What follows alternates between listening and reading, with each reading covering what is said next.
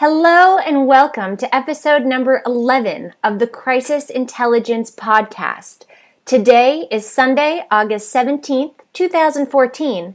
I'm Melissa Agnes, and this podcast is brought to you by Agnes Day. Let's talk crisis intelligence.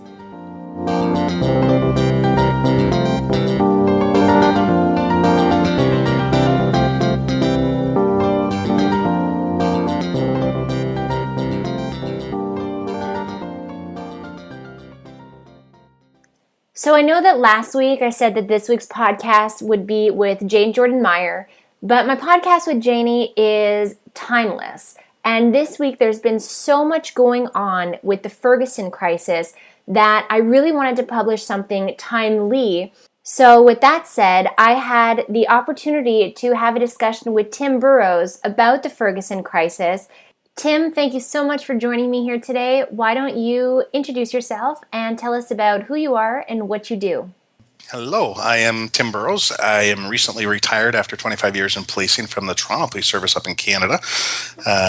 Right now, my world is all about studying communications and watching what police agencies do and listening to ways to help police departments and agencies and officers improve their presence through social media and communications. That's awesome. So how do you get to consult or work with any police departments as you go through this? I do. It actually started back when I was active in policing. I was talking with agencies primarily about social media and some about crisis communications and incident management issues. And now that I'm no longer with the police agency itself, it's much easier to talk freely and to be open in those conversations and really give honest and helpful advice and watch what people are doing. Awesome. So yeah, that just totally excites me, but you know why.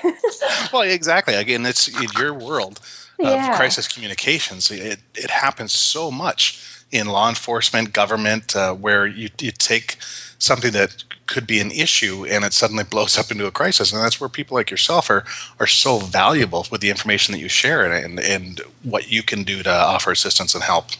Yeah, it's frustrating. Thank you for that. But it's frustrating. So we started chatting, I believe it was Wednesday evening, pretty late, around like 11 o'clock Eastern time, and we started chatting on Twitter. Yes. Because of Ferguson, the crisis that they're going through. I think we were both watching the stream at the same time. Yeah, so we were watching. Yeah, so just to give perspective or insight to listeners, we were watching at that time, it was a live feed.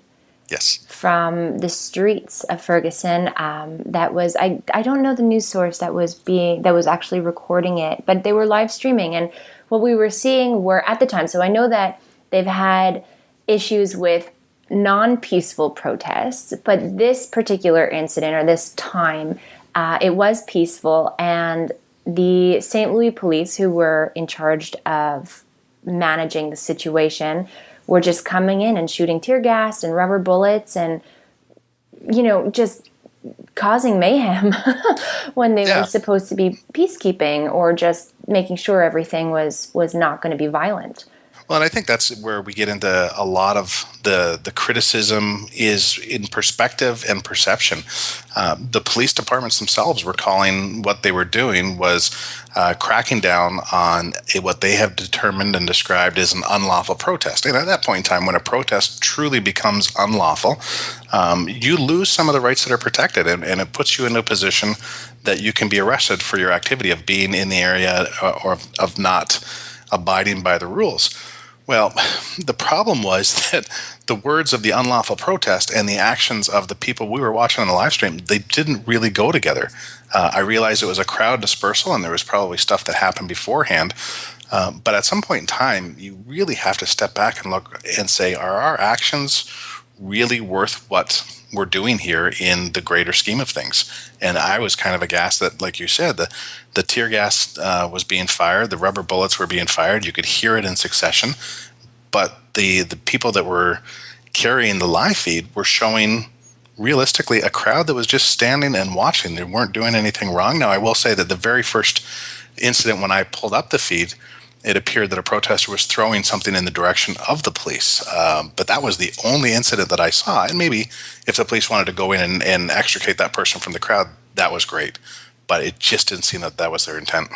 It didn't, and it showed. And what you're saying is running in sync with what now the state troopers came in, I believe, last night and changed it. So it's President Obama was putting out statements where him too. He was saying that basically what you're saying. We're not going in the right direction. What is our objective and where are we headed? And it's not syncing up. And so state troopers came in last night and changed the dynamic. I read that they were walking with the protesters. So, and then quotes from protesters saying, we feel like we're being heard now. We feel like we're being respected now, and that we might get somewhere. And that's so important. And it did start yesterday afternoon when the governor of Missouri changed the policing perspective and put in the highway patrol for the state in control of the security and safety of the issue. They aren't doing the investigation for what I've seen, but they are responsible for the security of what's going on now. And they have a commander in place, I believe he's a captain, that is from the area. Yeah. So he understands the history of what's going on here. And I don't think for a minute that the murder or the homicide or the tensions that are going on were created with what happened to Mike Brown. This goes on decades from everything that I've read, and it's deep seated, and it's not just Ferguson. It could be any small town city. But yesterday, when the state police came in, and they really changed the tone, and that was so important because we got into a really combative position the way it was being handled, whether it was St. Louis County Police or it was Ferguson Police. It just wasn't going well, and a change of leadership, a change of direction was really just what was needed yesterday. Absolutely, and I kind of want to talk about that. So I'm happy now that watching this, that the right people have stepped in and are leading the way in the right direction. I feel confident that it will start to de-escalate, we'll start to get answers from the investigation, and it will continue the way that it continues. But I'd love to talk about what happened these last few days before the state troopers came in, because I think that there's I get the pleasure of talking with police departments and police officers and retired police officers such as yourself and fire departments and what they're doing really well and how they're, the exceptions, unfortunately, to the rule who are branching out and using social media to develop relationships with the community, to develop trust. But you're right in saying that it's not just Ferguson who's hasn't gotten there yet. They're not there yet. And you're right, I've read as well that this is a deep-seated, deep-rooted issue between the community and the police department, and the way that they don't have a relationship. They don't have trust. So I'd love to talk about what happened these past few days before state troopers came in, and from your perspective, what you've seen in your career, or let's talk about what we would have expected from St. Louis County Police Department as well as Ferguson Police Department, what we would have expected, and where we could help others who just aren't, Mountain View PD yet, how we can help them get there. Exactly.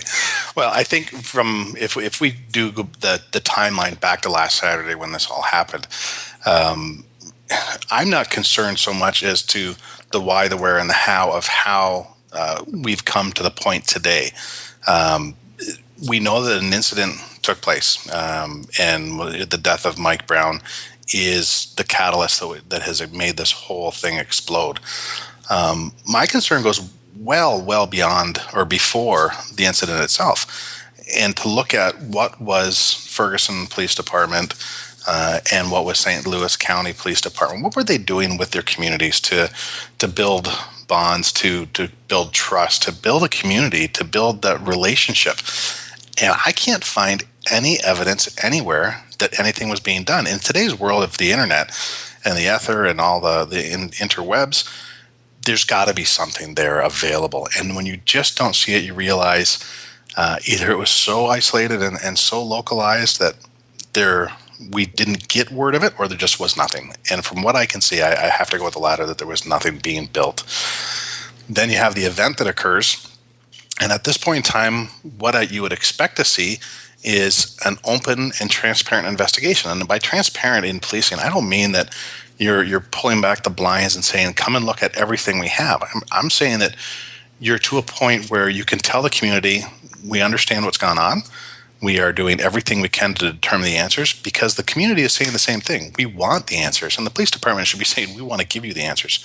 We want to make sure we have everything right, because we owe it to the community.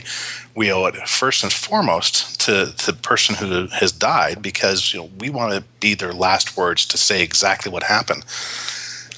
That hasn't happened whatsoever. We would expect the police department to be talking to every single witness they can. From what that I have seen, they have been doing a decent job of getting out there and trying to get that information. But at the same time, now you have members of the community, including the eyewitness that up until 2 days ago says he hadn't even been interviewed. That's problematic. Meanwhile, the lawyer has said that my client hasn't been interviewed. Well, then I would look at that lawyer and say, and why have you not delivered your client? So all of these things that have gone wrong throughout this whole process are just adding and adding to the point. Then all of a sudden there's silence. Nobody is saying anything. Ferguson PD is understandably wrapped up in the resources of an investigation of a great size.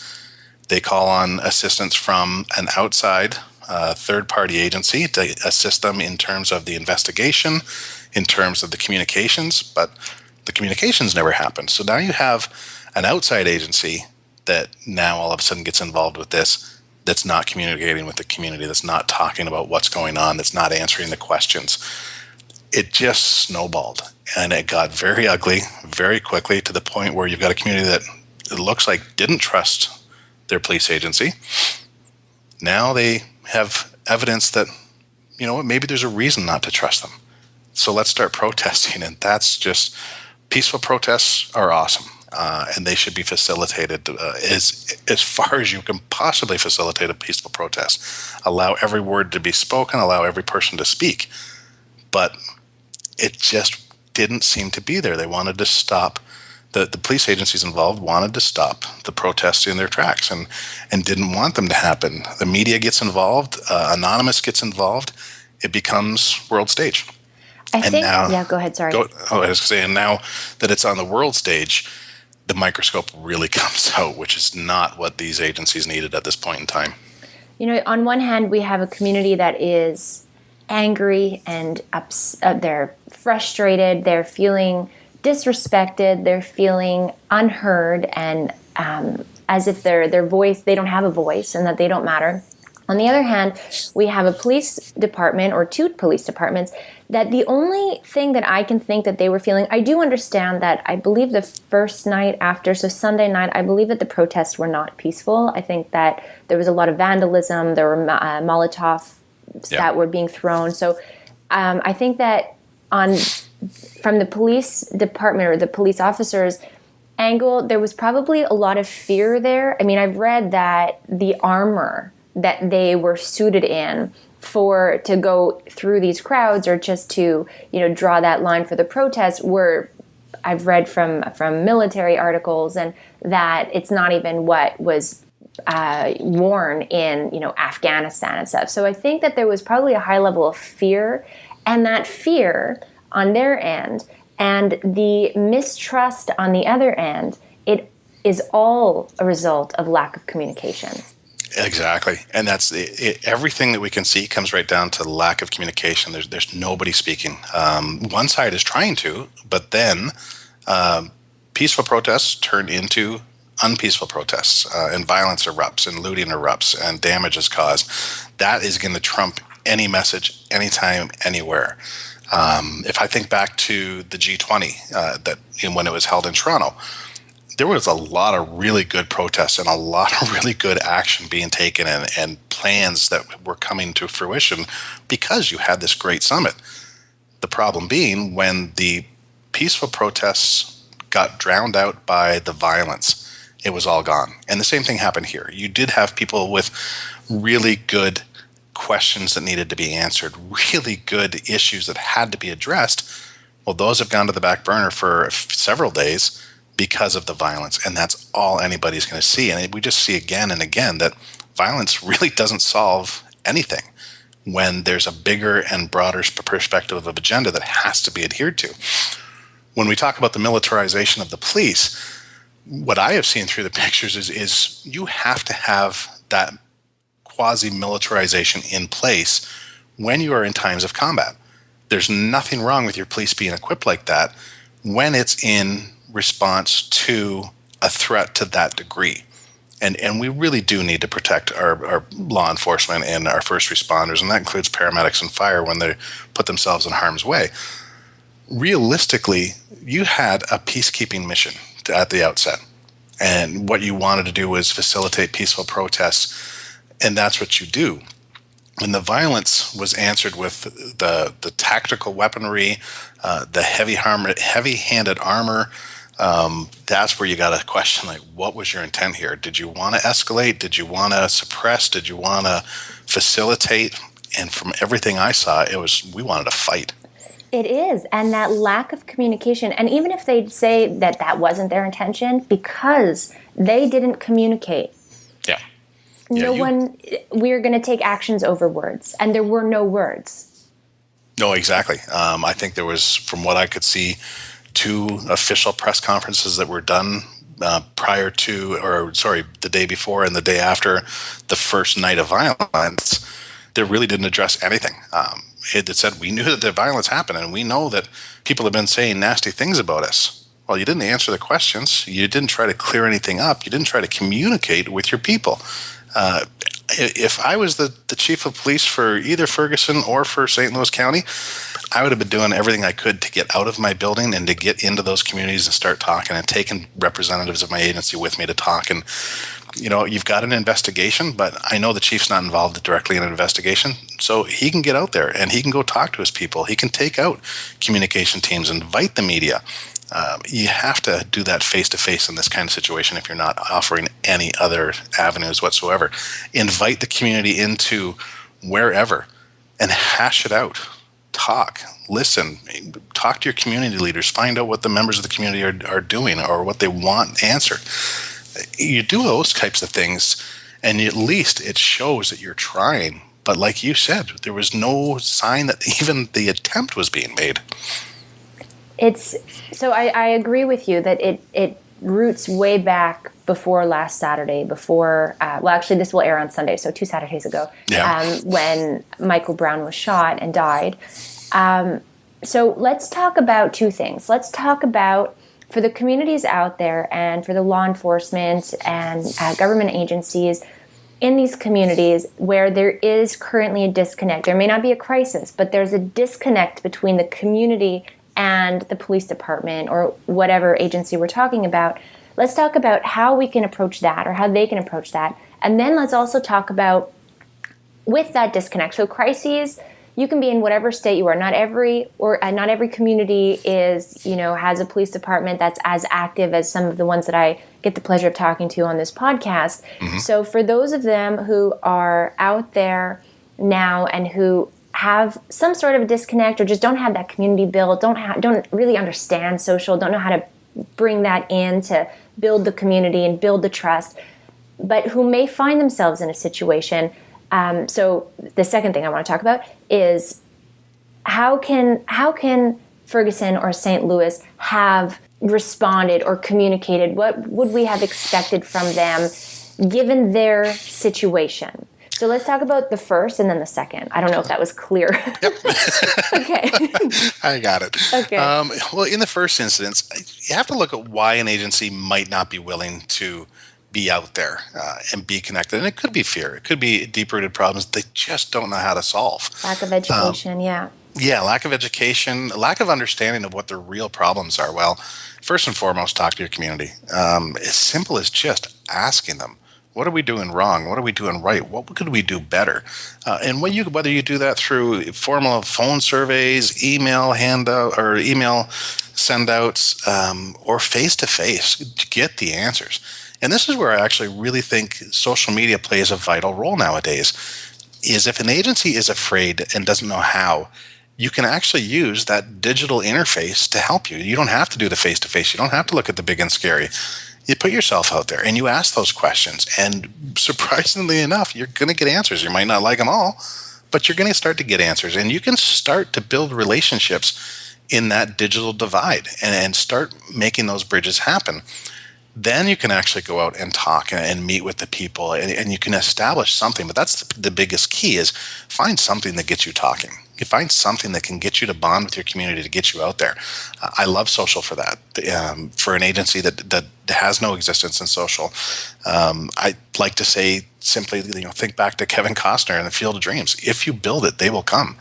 And so many agencies decide, oh, we're in a crisis. We better get something out there on social media. Well, that's way too late.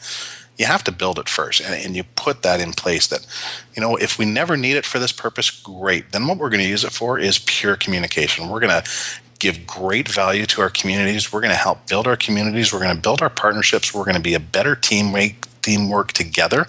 We're going to identify stakeholders. We're going to just get really great at serving our community, because that's what we do first and foremost. Can I just add? I love that. First, I would say before that is you really do have to look at your situation honestly and realize that there is some sort of a disconnect, and that will hurt you if you do need to communicate in a crisis. The second thing is I just lost what I was going to say. Oh, no, I just lost it. Damn. It happens to me when I have so much to say. Put yourself. Humanize. Exactly that's what I was going to say. And this is something that I saw with speaking with Mountain View PD, and I always bring them back up because I really do think that they're leading the way. I love what they've done. Yeah, they really sought to humanize their police officers. So we have these stigmas as society for whatever reasons, or we see somebody in a uniform and we don't think of the human being within the uniform. So the family that they go home to, the beer that they drink when they go home, humanizing the police officers so that the community sees them as people rather than a uniform to be scared of, or a uniform that's out to get them, or whatever it may be that the stigmas are. So I think that has to, if you don't know what your objective is in all of these great tips and strategies that you're talking about, Tim, one of the strategies needs to be just to humanize.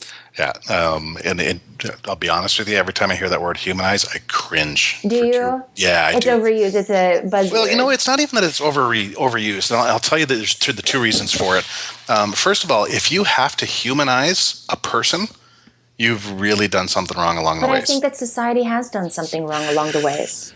I agree, and that's what I mean, that if you are to the point where we have to say we need to humanize our people, there's a huge problem, because, how do you humanize a human?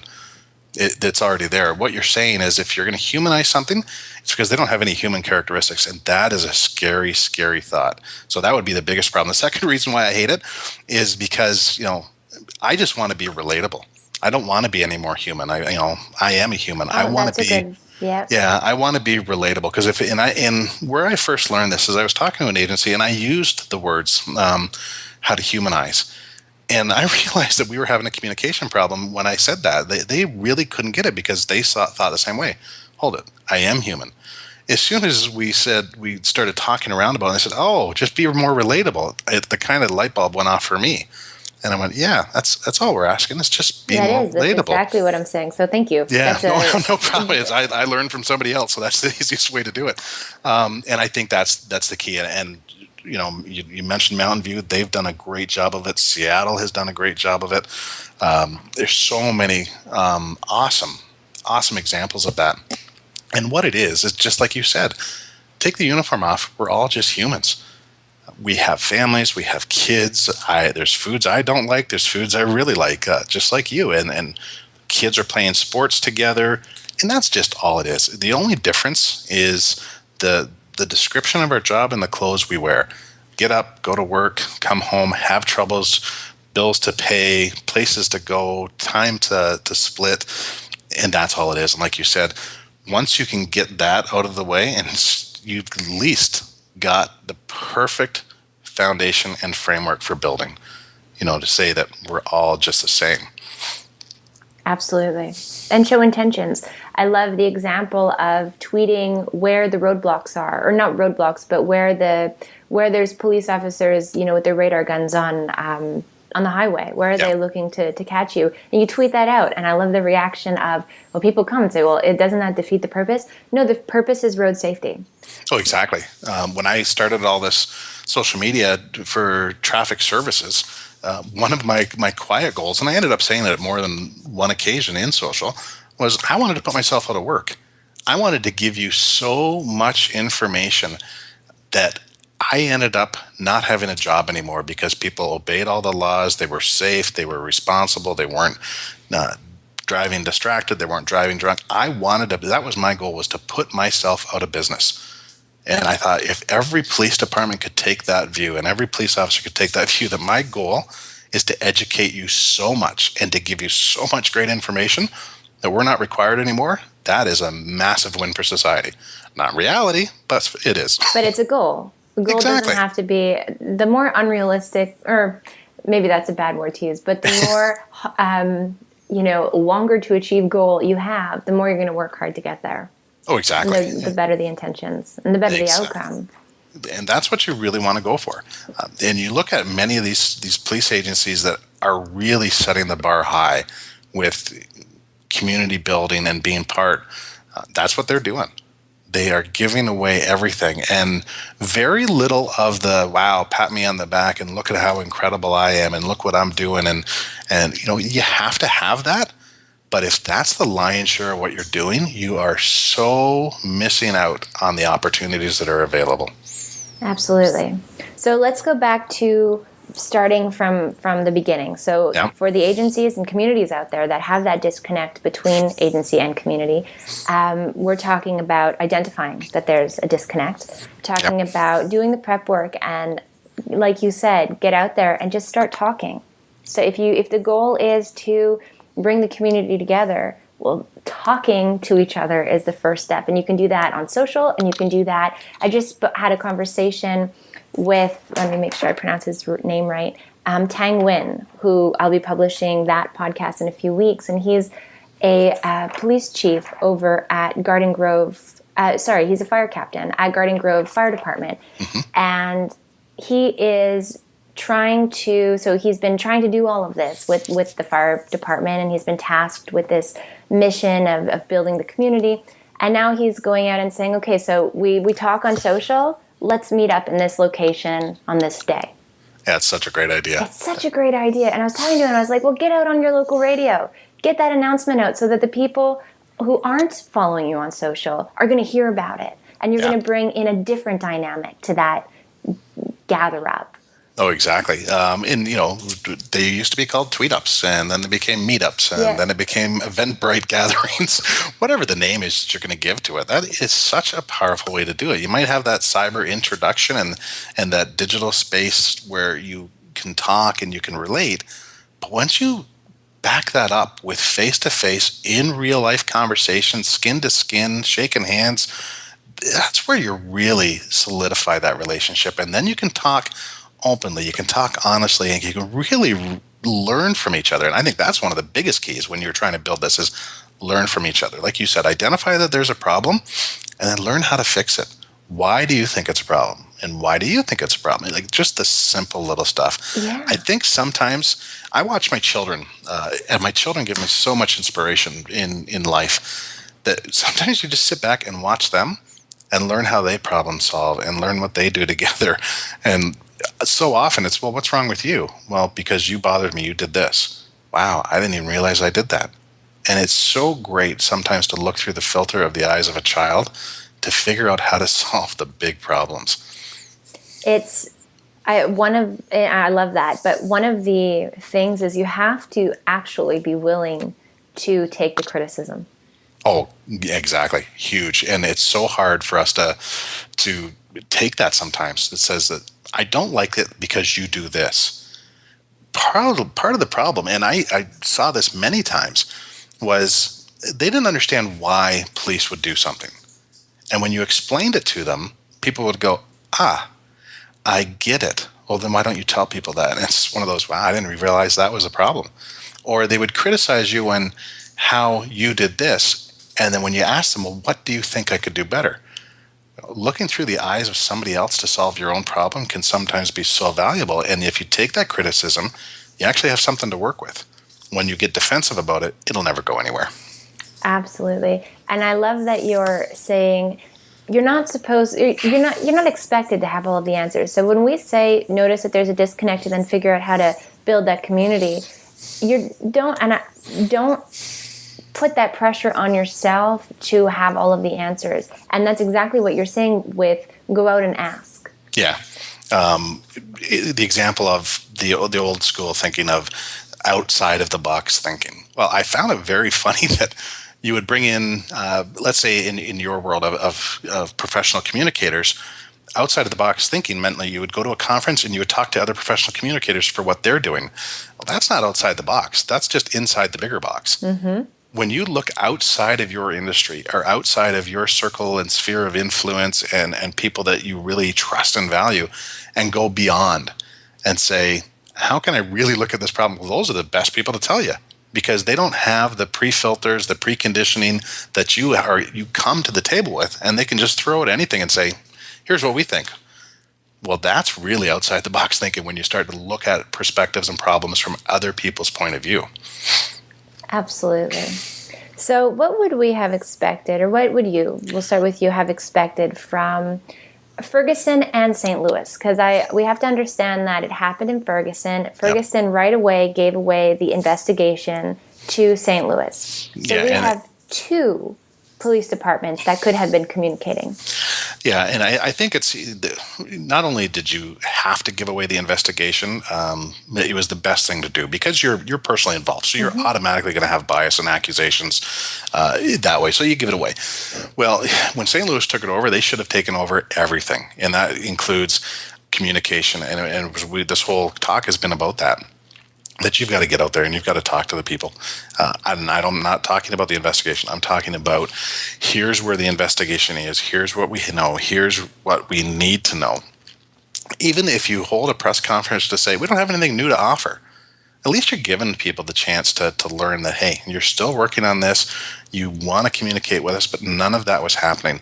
I would have expected much more in terms of the quality of communication. I would have expected to see more leadership out there trying to build the bridges, trying to talk, trying to rest the fears of everybody. I just saw a bunch of people holding their own agenda, and whether it's the picture of Reverend Al Sharpton on the steps, there's one set agenda, whether it's people that are from the community holding signs or standing there with their hands up, that's another agenda. And all of these agendas needed someone to talk to, and they had nobody, which was really unfortunate. I would have expected the police departments both to embed the media with them. You're going to have big problems with this. Once you realize that your simple issue went into a crisis and it became an unmanageable crisis for them, they needed every friend they could get. They should have been grabbing the media and saying, you're going to work with us. We're going to take you everywhere it's safe that you can go. We're going to help you in every manner we possibly can. So at least you had somebody on your side to show both sides of the story.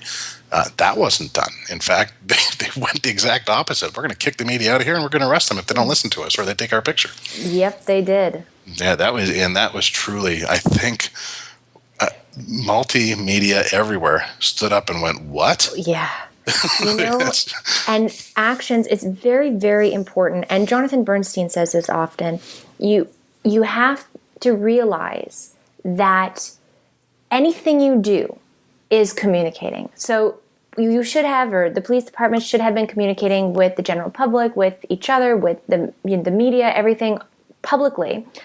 The fact that they didn't, the fact that they were seen visually, and these are great visuals for social and for going viral and for misinterpretation or truthful interpretation, seen, with that we want to fight image, or seen or heard arresting the news media, the reporters and on location, those are communications. You are communicating, and you're communicating the wrong way, the wrong message, and you are going nowhere. So there's no lack of communication. They did have a lack of communication, but their actions spoke so loudly that it communicated, like you're saying, an ulterior agenda, which is has left everybody going, what the fuck? Yeah, and the trust that they have destroyed. It didn't look like they had a lot to begin with. No. But now it's been so damaged that even this morning, when they released the name of the officer that was involved in the shooting, when they gave a little bit more insight and a little bit more information, the people don't believe them, and that's sad. They think basically, you've had 6 days to fabricate this. You've had 6 days to wash any social record. You've had 6 days to come up with your own story. We don't believe a thing you're saying now. And that is, I think, is probably the most damning perspective of all of this, because of everything they didn't say, because, as you just pointed out greatly, the communication, the nonverbal communication that they used, the actions that they took. Now you've taken yourself even farther back from where they were when they began, which it didn't seem like was possible at the beginning of all this.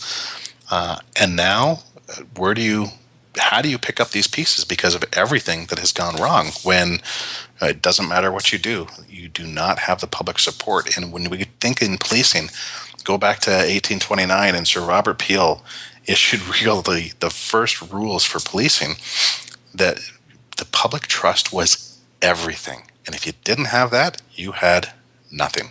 You could not do your jobs. Excellent point. It's so important. And from that, you get the rumors that dominate. You get the speculation. You get even more fear and frustration, and that issue of lack of trust just spirals out of control. And I'm sitting here and I'm thinking, okay, so agencies that are in a position that Ferguson was in prior to, the shooting on 2 Saturdays ago, what can they do, or what can they do if a crisis were to strike? And honestly, you have to think of this stuff before the crisis. I know that I always say that, but it's so important. Mm-hmm. When you have this disconnect, and when you don't understand the need for communication, especially today, and for proper communication, you're going to end up in this situation, like you just said, where it's even worse than we ever could have imagined for them. Yeah, I think right now they have to, as you pointed out, identify that they have a problem. And that's the very first and foremost thing. If you're going to learn anything from this whole situation and what's gone on in Ferguson, is I think every police agency, every federal agency, every local, state, municipal agency really should sit back and look and take a long, hard, honest look and say, could this happen here? I don't agree that it can happen everywhere. I believe that a lot of agencies and a lot of cities have a great relationship between their communities and their emergency responders. But I think they need to take an honest look, see what's gone wrong, and see what they could do to avoid it from happening to them. And if that means you're going to go out and you're going to build bridges in your community, and you're going to dig ditches with your community members, if you're going to go to board meetings with your community members, you're going to play baseball with your community members, that's what you're going to get out there and do. Because if you can take anything away from this, it's that you have to have your community support, and more importantly, you have to support your community. Absolutely. And when you're sitting there and saying, can this happen to us, it doesn't necessarily have to be the same. Don't block your brainstorm or your reflection on thinking of this exact scenario. No, exactly. And I think maybe you and I both understand it, and I could have articulated it a little bit better. When we're saying, could this happen to us? I don't mean, could a young black man get shot in the middle of our city who's unarmed? I mean, can we lose 100% control of our public's trust and respect? That's where it comes down to. And it could be any incident that causes that to happen. Absolutely. And before you look at if you can lose 100% of trust, also identify what percentage of trust do you currently have, and how can you bring that up to 100 plus or 100 plus percent absolutely. now, so that And Chris Shung from Mountain View PD says it's awesome when they've had crises, and they've had crises within the police departments, big ones, where he says we had to go into that bank of trust that we had built, and we had to take a withdrawal. And we were lucky that we had built it because there was still enough trust left after that withdrawal that we still had a community that supported us and that understood that we were just as devastated within this crisis as they were. Yeah, it's almost, I think the first person I ever heard talk about that was Scott Stratton.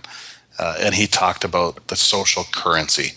And really that's what Captain Chris is alluding to there, is you build up that public trust. You look at, hey, where are we failing and where could we get better? And every time you address a failing, every time you take a step towards getting better, you're putting more social currency into that bank account for, like he said, if you ever have to make that withdrawal.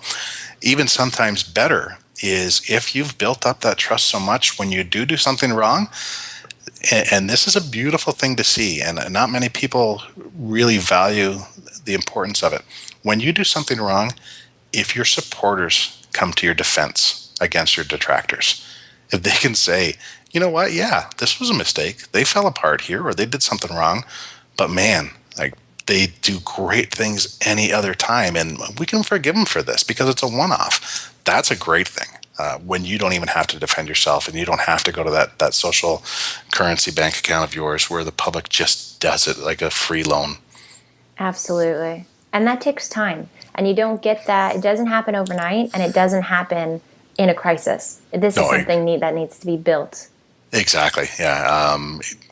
I think as a result of a crisis, you can earn interest on it much faster in how you come back from this. Absolutely. If you take every punch and every black eye that you are so deserving of, and every kick in the shin, and you take it and you keep moving forward and you keep trying and you keep plugging away, and every time you get knocked down, you get back up, you really earn that trust quick. And I think that's realistically one of the best things that these police agencies right now that are involved with this, and any police agency that's facing any problems with their community, if you get out there and just do it, and you take your licks and you take your criticism, and you really show that you're trying, you can build that trust up much faster than if you just, tried to go out there with one tweet at a time, or one, radio station talk show at a time. You can do so much so fast. It's amazing. Oh, absolutely. It's amazing. I think that when we don't understand what social is, and I realize that I believe that Ferguson and St. Louis police departments, they didn't get it. They don't get it. Hopefully they will take time to evaluate themselves after this is finished and learn to get it. Yeah. But when you take away the risk, or when you identify the risk and plan for the risk, the opportunities that technology and social media and all of these technologies have brought to us, not just for crisis communications. Crisis communications, the opportunities that they bring in crisis communications when you tap into them and plan for them are like the bonus. Yes. But the opportunities that they bring to the table when you take away that fear and learn how to identify and plan for the risk, and then tap into those opportunities are immense. Oh, absolutely. And that includes just also looking outside of your own agency. And I think that's where another place that there can be a lot of benefit is borrow on what your neighboring agencies and neighboring communities are doing. Look at what they're doing and see their relationships, how they've developed them. Build that almost a community sharing aspect that, hey, if something goes wrong with us, can we count on you to help us here? And we'll do the exact same thing for you. Because if something is big enough, it's going to be an all-hands-on-deck situation, and you might need somebody else to step up and come forward. I think back to the Boston Marathon bombing. Mm-hmm. When it came down to the final hours and what was going on in the manhunt, it wasn't in Boston. But Boston police were carrying all the information as best they could on behalf of every single community. I learned afterwards that was something that they decided together. And it had nothing to do with location. It had nothing to do with who had the bigger stick or where it all started.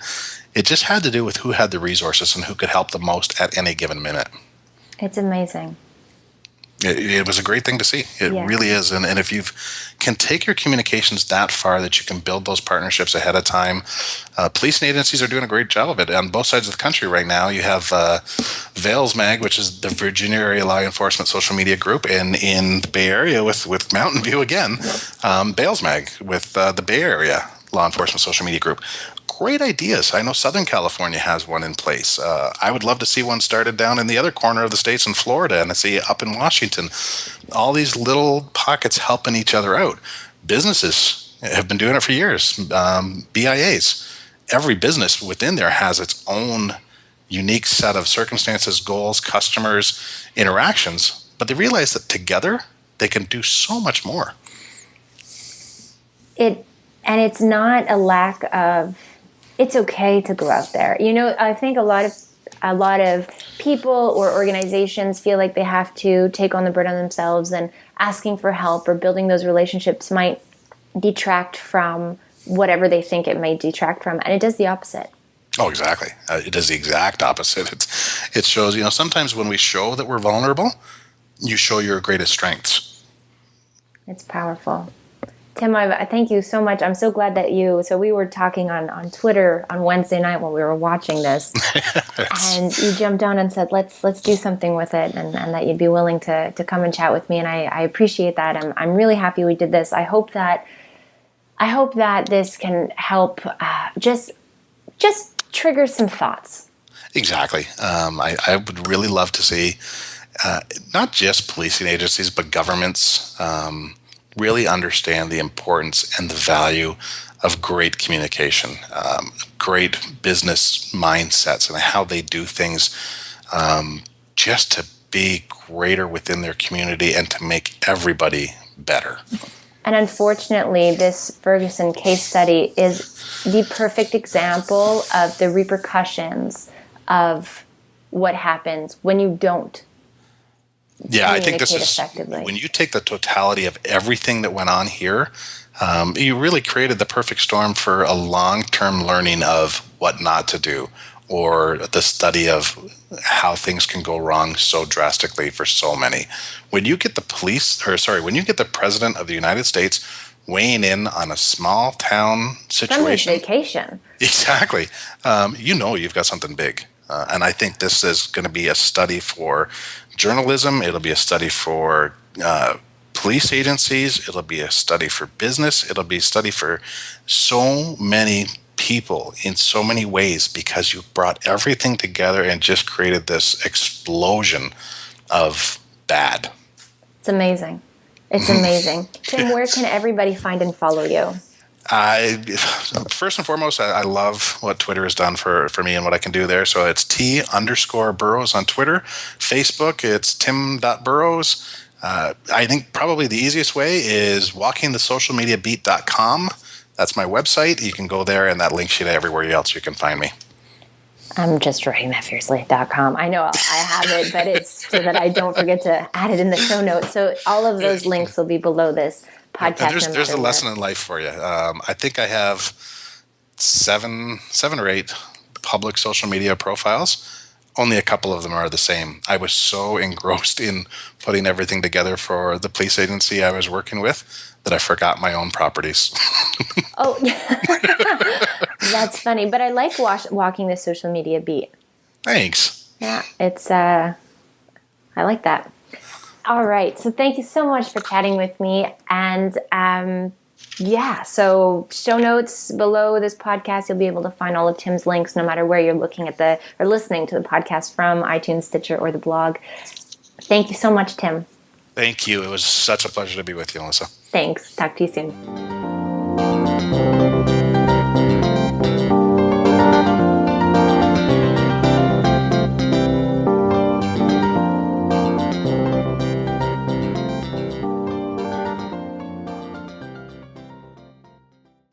Thank you so much for tuning in and listening to this week's episode of the Crisis Intelligence Podcast.